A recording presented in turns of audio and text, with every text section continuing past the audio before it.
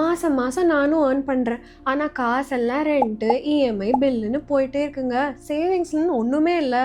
ஆனால் மாதம் மாதம் நம்ம அக்கௌண்ட்டில் ஏதாவது காசு வந்தால் நல்லா தானே இருக்கும். அதுவும் நம்ம சேவிங்ஸ்லேருந்து வருந்தால் சூப்பராக தானே இருக்கும். அந்த மாதிரி 3 ஸ்கீம் பற்றி தான் இன்றைக்கி நான் பேச போகிறேன்.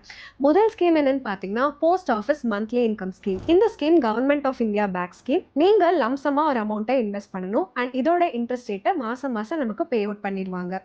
இப்போ இன்ட்ரெஸ்ட் ரேட் வந்து 7.5% per annum இருக்கு. இந்த ஸ்கீம்ல நீங்க மினிமம் இன்வெஸ்ட்மெண்ட்டா 1000 ரூபாயிலிருந்து ஸ்டார்ட் பண்ணிடலாம். இதுவே நீங்க மேக்ஸிமம் இன்வெஸ்ட்மெண்ட்ல 9 lakhs இண்டிவிஜுவல் அக்கௌண்ட்டுக்கு வச்சுக்கலாம். இதுவே ஜாயிண்ட் அக்கௌண்ட்டாக இருந்துச்சுன்னா 15 lakhs நீங்கள் மேக்ஸிமமாக இன்வெஸ்ட் பண்ணலாம். நீங்கள் 9 லட்ச ரூபா முதலீடு செஞ்சிருந்தீங்கன்னா 5500 ரூபா ஒரு மாதத்துக்கு earn பண்ண முடியும். நல்ல விஷயம் என்னன்னா, இது government of India back scheme, அதனால சூப்பர் ஸ்கீம். பட் தென் ஒரு சின்ன விஷயம் இருக்கு. என்னன்னா 5 வருஷம் லாக்இன் பீரியட் இருக்கு. ரெண்டாவது ஸ்கீம் என்னன்னு பார்த்தீங்கன்னா, கார்பரேட் எஃப்டி.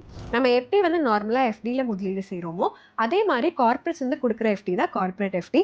இது ஜென்ரலாக நிறுவனங்களோ இல்லை என்பிஎஃப்சியோ, அதாவது நான் பேங்கிங் ஃபினான்ஷியல் சர்வீசஸ் கொடுக்குற நிறுவனங்களோ கொடுக்குற எஃப்டி தான். இந்த எஃப்டியில் நீங்கள் மினிமமாக வந்து 1000 ரூபாயிலேருந்து 5000 ரூபாய் இன்வெஸ்ட் பண்ணலாம். மேக்ஸிமம்க்கு லிமிட் எதுவும் கிடையாது.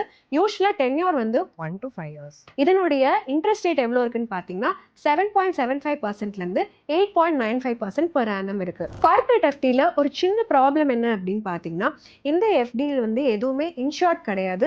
அதனால கிரெடிட் ரேட்டிங் ஏஏ இல்லைனா AAA இருக்கிறதா பார்த்து செலக்ட் பண்ணிட்டு அதுக்கப்புறம் முதலீடு செய்யுங்க.